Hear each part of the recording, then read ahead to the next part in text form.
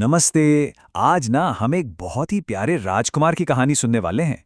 एक ऐसे राजकुमार जो बहुत बहादुर थे, बहुत दयालु थे और उनकी कहानी से ना हमें बहुत कुछ सीखने को मिलेगा। तो क्या सब तैयार हैं एक ऐसे राजकुमार की कहानी सुनने के लिए जो बहुत ताकतवर थे, बहुत अच्छे थे और हाँ, अपना वादा हमेशा निभाते थे।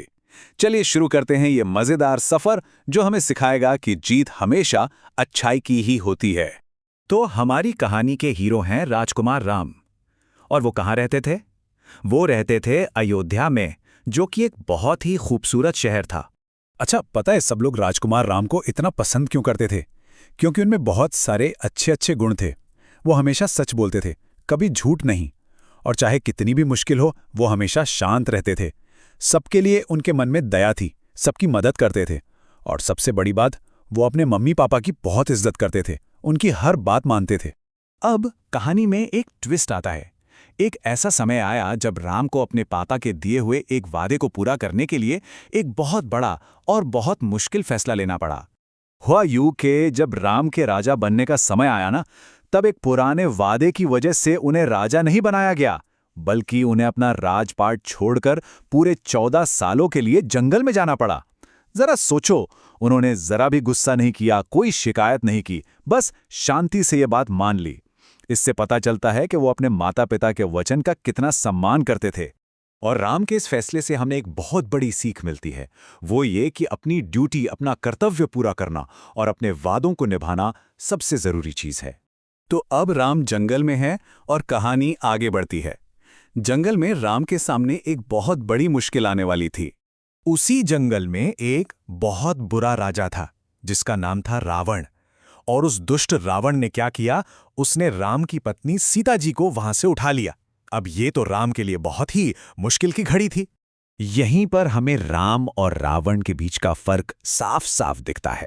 एक तरफ थे राम, जो हमेशा अच्छाई और सच्चाई के रास्ते पर चले, सबकी मदद करते थे। और दूसरी तरफ था रावण, जो हमेशा बुराई के रास्ते पर चला, दूसरों से चीजें छीनता था। लेकिन इस मुश्किल समय में राम अकेले नहीं थे। उनको मिले कुछ बहुत ही कमाल के दोस्त, जैसे कि बहुत ही ताकतवर और वफादार हनुमान और उनकी बहादुर वानर सेना। इन सब ने मिलकर पता है क्या किया? सीता जी को ढूंढने के लिए समंदर के ऊपर एक पूरा पुल बना दिया। ये होती है दोस्ती और एकता की ताकत।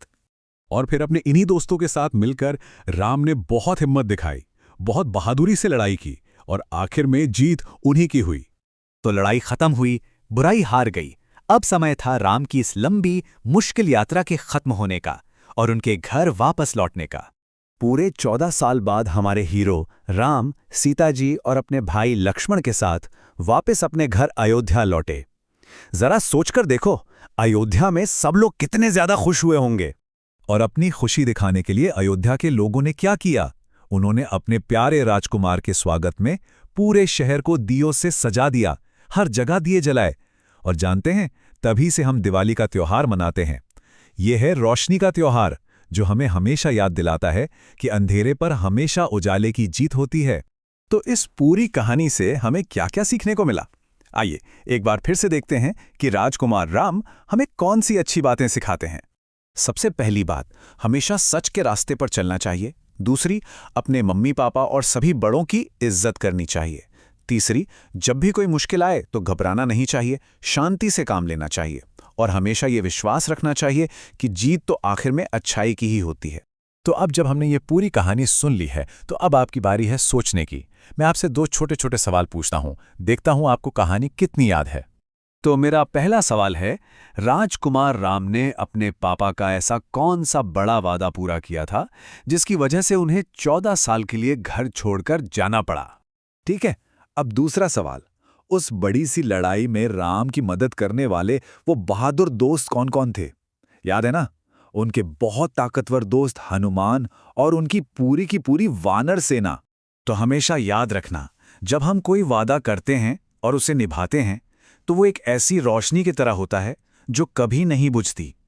तो हमेशा अपने वादे पूरे कीजिए और राजकुमार राम की तरह एक अच्छे इंसान बनिए।